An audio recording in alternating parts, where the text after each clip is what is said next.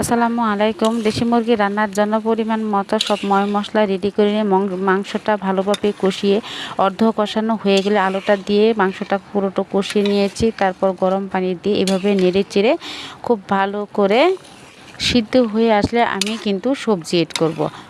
সবজি দিয়ে দেশি মুরগি রান্না করলে যে খারাপ হবে এমন না, অনেক হয়। পরিমাণ মতো সব কিছু যদি ঠিকঠাক থাকে তাহলে যে কোনো তরকারি খুব মজার হয়।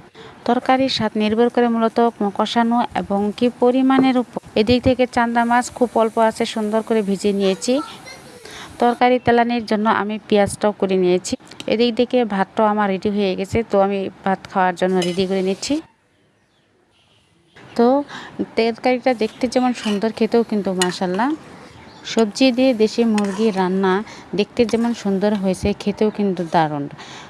অনায়াসে এক প্লেট বা চেটেপুটে খাওয়া যাবে। তো আপনারাও ট্রাই করতে পারেন।